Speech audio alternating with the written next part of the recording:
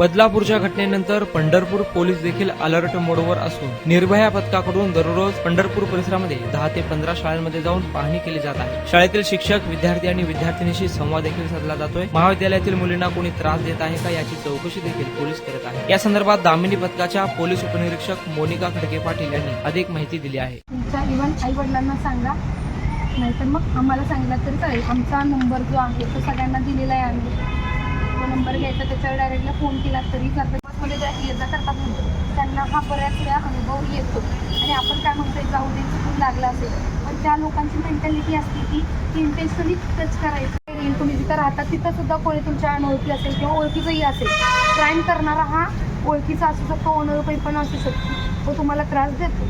बसमधून काही कोण त्रास देत असेल, येताना चौकात काही थांबत असतील मुलं, तुम्हाला टॉन्टिंग करत असतील, काही बोलत असतील, किंवा कॉलेजमध्ये येऊन शिक्षकसुद्धा काहीतरी वेगळ्या अर्थानं बोलत असतील, काही वेगळं त्यांचं इंटेन्शन वाटत असतं। नमस्कार, मी PSI मोनिका खडके पाटील, पंढरपूर डिव्हिजन निर्भया पथक।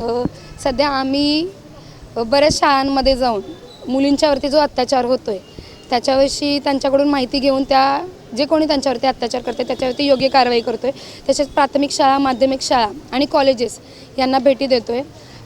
शाळांमध्ये, प्राथमिक आणि माध्यमिक शाळांमध्ये लहान मुलांना गुड टच, बॅड टच याविषयी माहिती देतो आहे। तसेच त्यांच्यावरती तसं कोणी अत्याचार करत असेल तर त्याची माहिती घेऊन त्यांच्यावरती कारवाई करतो आहे। आणि कॉलेजेसमध्ये जाऊन मुलींना कोणी काही त्रास देत असेल किंवा त्या कॉलेजला येताना बसमधून कोणी काही त्रास देतं आहे किंवा त्या ज्या रोडनी येतात, रोडला काही मुलं थांबून त्यांना काही टॉन्ट करत असतील, त्यांना काही बोलत असतील किंवा त्यांना अब्यूज करत असतील, असं काही होत असेल तर त्या कॉलेजेसना भेटी देऊन मुलींच्याकडून माहिती घेऊन त्या प्रकारे त्या मुलांवरती किंवा जे कोणी त्यांना काही त्रास देते त्यांच्यावरती योग्य ती कारवाई करतो आहे। तसेच प्रत्येक कॉलेजमध्ये जाऊन मुलींना समुपदेशन करून त्यांना काही त्रास होत असेल तर त्यांनी तो आम्हाला सांगावा, आम्ही त्यांच्यावरती योग्य ती कारवाई करू असे आव्हानही देतो आहे।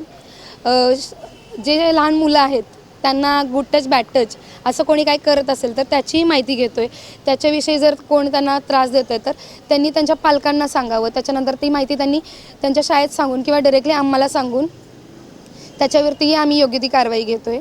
आणि असं काही आत्तापर्यंत काही शाळांमध्ये झालं असेल तर त्यांनीही ते आम्हाला सांगावं असंही आम्ही पालकांना, त्या शाळेच्या शिक्षकांना आवाहन करतो आहे। आणि जे लहान मुलं आहेत त्यांना समजा अब्यूज करणारी लोकं जी शिक्षकही असू शकतात किंवा तिथं काम करणारे सफाई कर्मचारी असू शकतात किंवा त्यांच्या शेजारी राहणाऱ्यासुद्धा कोणी काही असू शकते, तर तसंही कोणी काय असेल तर त्यांनी तीही माहिती आमच्यापर्यंत पोचवावी, हे आम्ही पंढरपूर तालुक्यातील सगळ्या शाळेतील शिक्षकांना आणि विद्यार्थ्यांना तसेच त्यांच्या पालकांनासुद्धा आवाहन करतो आहे की तसं काही होत असेल, तुमच्या पालकांविषयी असं काही होत असेल, चुकीचं त्यांना कोणी वागवत असेल, त्यांच्यासोबत काही अब्यूज होत असेल तर ती माहिती त्यांनी आम्हाला सांगावी असं मी त्यांना आवाहन करते आहे। पंढरपूर शहरातील, पंढरपूर तालुक्यामधील प्रत्येक शाळांमध्ये जाऊन याविषयी आम्ही त्यांना माहिती देतो आहे आणि असं काही घडत असेल तर त्यांनी आम्हाला सांगावं, हेही आम्ही त्यांना आवाहन करतो आहे।